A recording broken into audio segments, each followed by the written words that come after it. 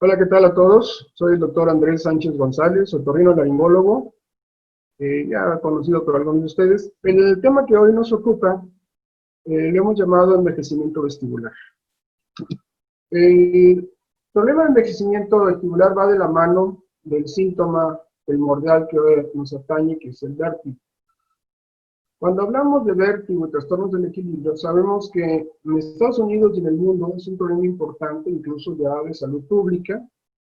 En Estados Unidos hay 7 millones de personas al año que buscan atención médica por vértigo y 30% de la población ha presentado crisis en alguna época de su vida. Los vértigos, en general, se dan en el 5% de la población y van a originar un 15% de la consulta de índole, vamos a llamarle neurológica, que está atendida por el médico de atención primaria. Esto es importante porque ya que este tipo de personas que buscan atención, el 70% aproximadamente son atendidos al inicio por internistas o bien médicos familiares, y solamente un 4% son enviados a nivel de especialidad.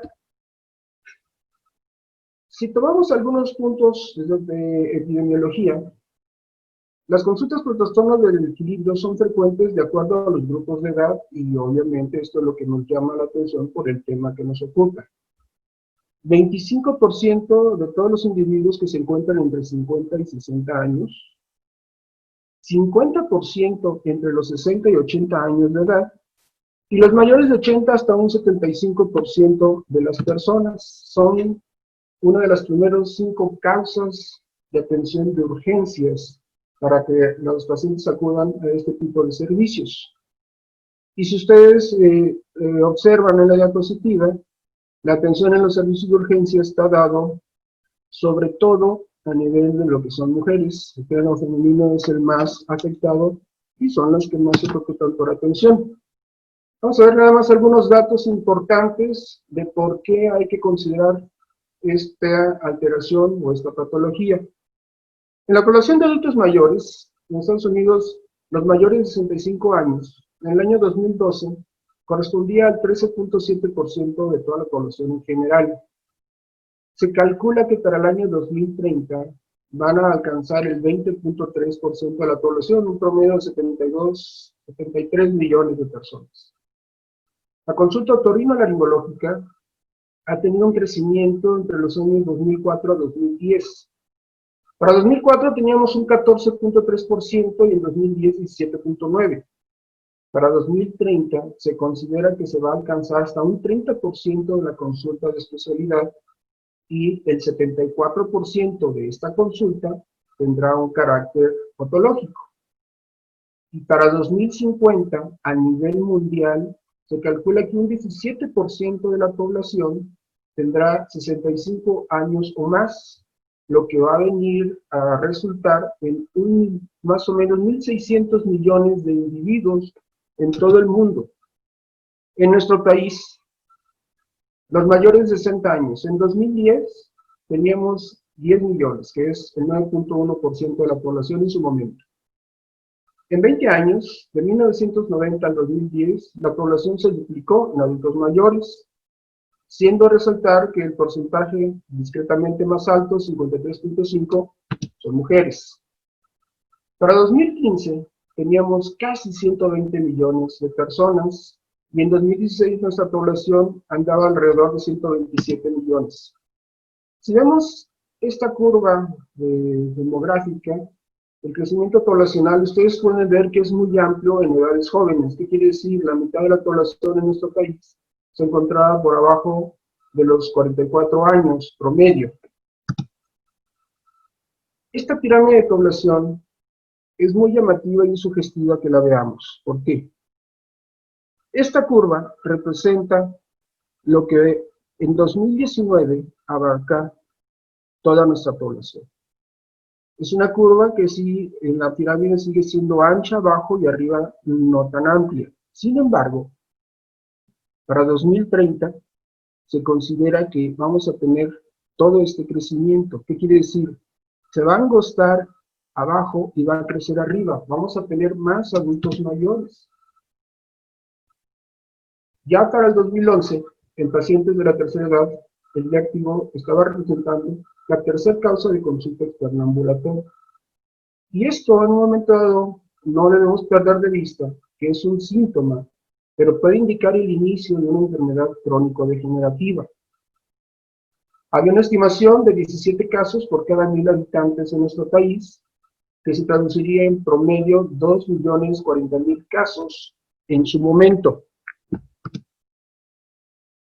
Según la edad, los problemas de equilibrio se van a presentar en este síndrome de envejecimiento, que es un déficit multisensorial.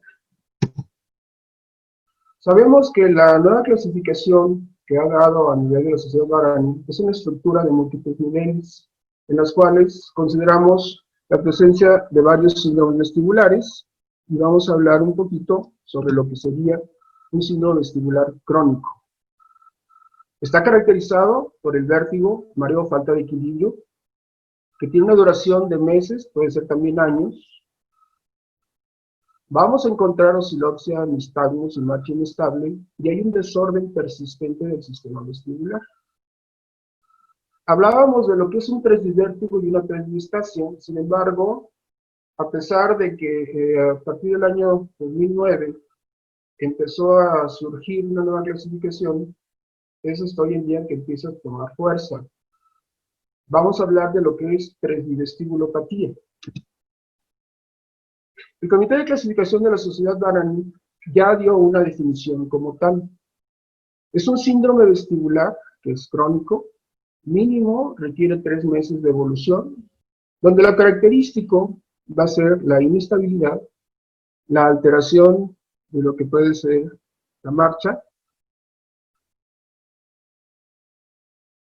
y obviamente hay trastornos recurrentes de equilibrio en presencia de déficits vestibulares bilaterales, pero que sean leves.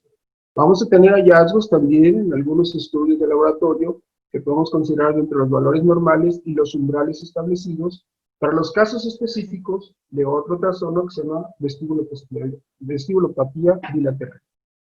El diagnóstico se basa en la historia del paciente, por supuesto, el examen físico y la evaluación del laboratorio, en este caso sería de gabinete. Requiere una función reducida bilateral del reflejo vestíbulo-ocular. ¿Cómo lo vamos a medir? Vamos a tener 3 rangos. Para alta frecuencia vamos a utilizar el video-HIF. En frecuencia media con pruebas de silla rotatoria y en baja frecuencia con pruebas calóricas. En los últimos años ya hay publicaciones que hablan del por qué hay trastornos de las personas mayores y que van de alguna manera ligados a estas caídas desde el punto de vista neurológico.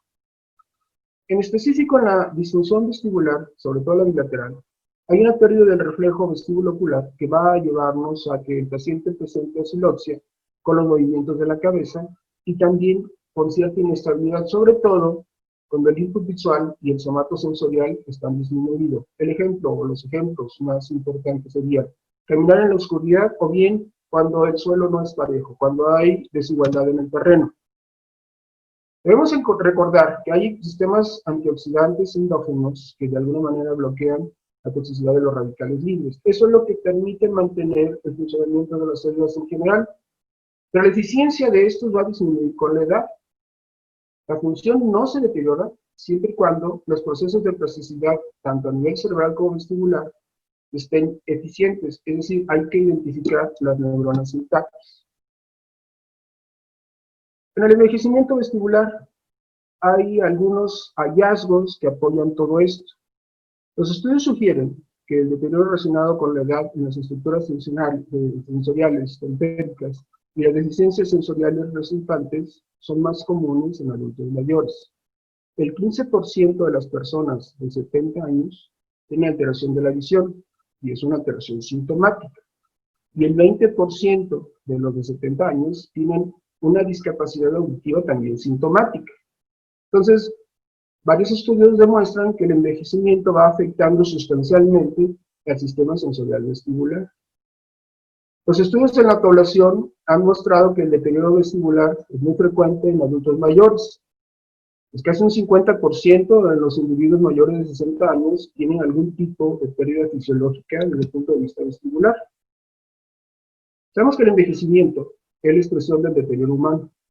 Esto implica que haya una serie de modificaciones que van a ser graduales, tanto sensoriales como psíquicas, pero también hay que tomar en cuenta que son inevitables, es parte de nuestra evolución.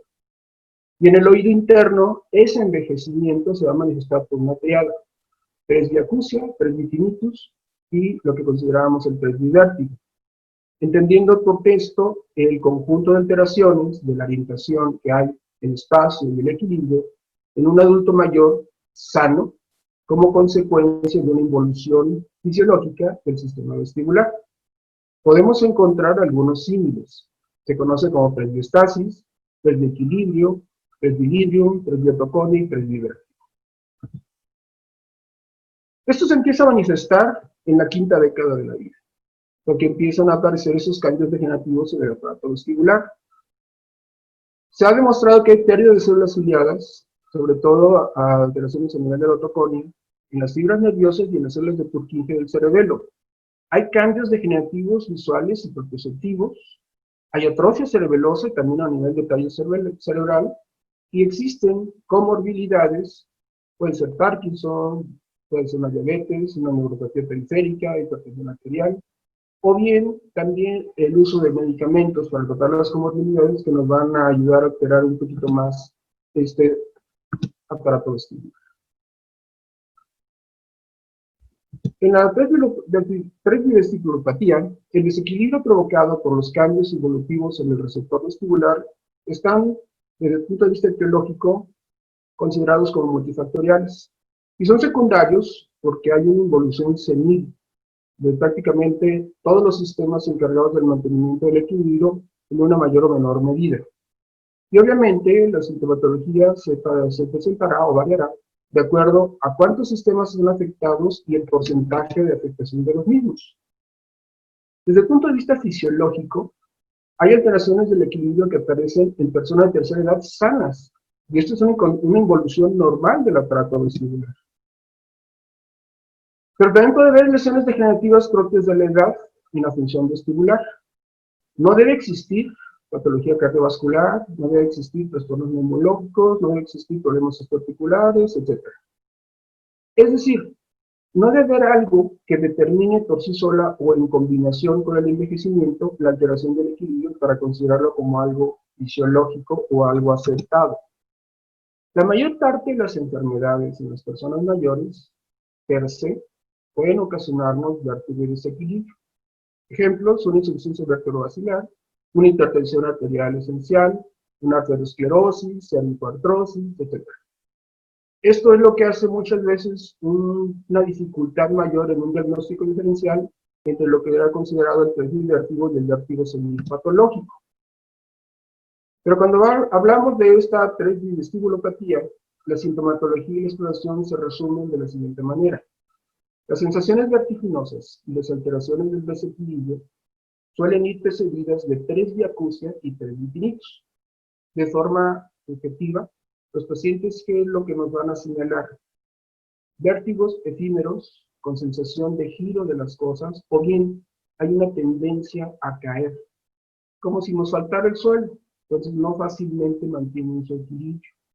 Y esto es muy común cuando cambian de posición, por ejemplo, al levantarse de la cama.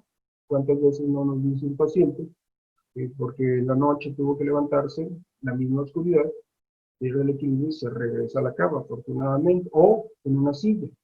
El problema es que en muchas ocasiones este tipo de trastornos nos provoca accidentes y este tipo de lesiones.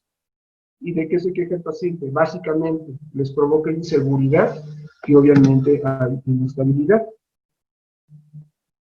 De acuerdo a Schubnet, hay también formas atípicas por cupulolitiasis. Hay depósitos cupulares en los conductos semicirculares posteriores que van a ser los que favorecen las caídas al suelo. Esto es muy semejante al vértigo postural paroxístico. A nivel angular, se presenta ante los movimientos angulares de la cabeza. Es difícil a veces de distinguir el vértigo vascular cervical. Y a nivel macular, hay una atrofia macular del sáculo y eso es muy común que el vértigo se presente al levantarse de la cama. Pero también puede haber una presbiataxia, que es un desequilibrio de origen neurológico que se presenta principalmente cuando uno está caminando. Ahora bien, en lo que antes conocíamos como presbiestasia.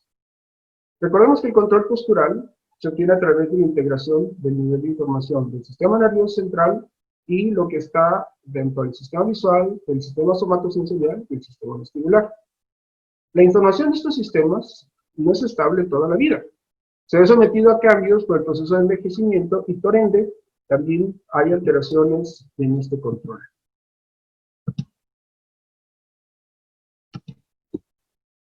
El desequilibrio como consecuencia de estas alteraciones son los que van a provocar que en un momento dado lleguemos a tener este trastorno. Y este es el término propuesto para abarcar ese desequilibrio producido por el envejecimiento. Recordemos que es el compromiso global de todos los sistemas que están implicados en este equilibrio. Entonces resulta que la vestibulopatía, que era la presbiestasia, hay vértigo, hay inestabilidad, hay lateralpulsión, son adultos mayores. Son alteraciones del sistema vestibular y del equilibrio propios de la vejez, que están asociadas obligatoriamente a alteraciones de otros órganos y sistemas. Por eso está en interrogante, ¿es patológico? La presbiestasia se presenta en el 30% de la población mayor a 65 años, de acuerdo a la epidemiología en otros países. Es más frecuente en mujeres, no tiene que ver relación con la raza. Obviamente se reportan más caídas en mujeres. 40% de la población presentará al menos en una ocasión alteración de equilibrio después de los 40 años de edad. Entonces, el daño vestibular que ocurre con la edad se va dando paulatinamente por sistemas eferentes centrales. De esta manera, no hay una manifestación clínica suficiente en la mayoría de los pacientes mayores. Y las alteraciones vestibulares se van a producir por cambios degenerativos vasculares en el neuroepitelio del laberinto posterior y por disminución de la población celular a nivel de este tejido. Entonces, hay reducción de las estructuras sensoriales y de los nervios oculares en el 40% y en maculares de un 20%. ¿Qué se puede hacer? Bueno, hay que identificar y tratar los factores contribuyentes. Si es necesario, cambios antihipertensivos. Si es necesario, cirugía de catarata.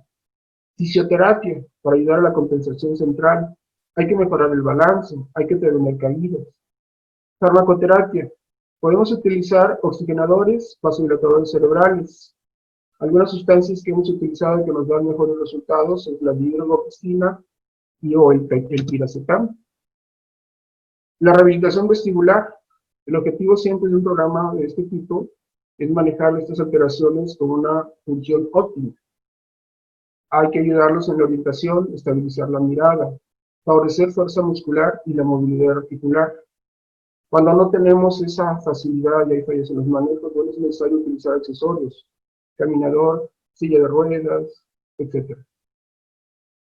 Las medidas higiénico-dietéticas están puestas con signo de interrogación porque no se han encontrado así que sean predominantes.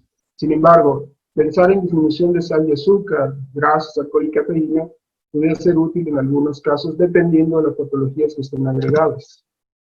La rehabilitación vestibular siempre se debe ser dirigida e individualizada por paciente. Hay ejercicios de meditación y hay una serie de maniobras que nos van a ayudar a hacer la corrección del vértigo postural, dependiendo del conducto afectado, cuántas veces se requiera, pero lo importante es mejorar la estabilidad, dando seguridad en caso necesario con uso de auxiliares. Uso de bastón, puede ser el bastón de 3 pies, la andadera u otro auxiliar que el paciente requiera. Regularmente, los ejercicios son más agresivos que en un caso agudo. Se deben realizar movimientos de ojos y cabezas al estar de pie, al caminar de frente, caminar hacia atrás. Lo importante es realizar tareas posturales que nos vayan incrementando el grado de dificultad, aumentando los movimientos tanto a nivel de cabeza y ojos, pero que nos permitan tener un control del malestar del paciente, que la sintomatología no se presente. Y un tópico que es muy importante, no debemos perder de vista en el desequilibrio de la tercera edad, el aspecto emocional. En los últimos años hemos visto cómo se han empezado a dar una serie de pláticas, una serie de capacitaciones a los médicos en general para poder apoyar al paciente de la tercera edad en los trastornos de depresión. Por eso es importante que podamos darle una influencia positiva en la condición emocional a este tipo de pacientes, y no necesariamente pensar en un tratamiento farmacológico o una psicoterapia. La rehabilitación vestibular definitivamente es algo que nos puede ser útil en mayor o menor medida y con las condicionantes que estamos comentando. Al final de todo, los pacientes afectados van a mejorar su calidad de vida posterior a esta rehabilitación, siempre y cuando sea individualizada. Brevemente, les voy a presentar un ejemplo. Este es un hombre de 74 años, que no tiene un antecedentes importante. Sin embargo, en los personales patológicos tiene una sofrenitomía a los 25 años de edad, es hipertenso, con tratamiento médico actualmente suspendido, tratado por un cuadro depresivo con bromocetal y escitalopram, y tiene una cardiopatía bilateral de 30 años de evolución y unos auxiliares auditivos.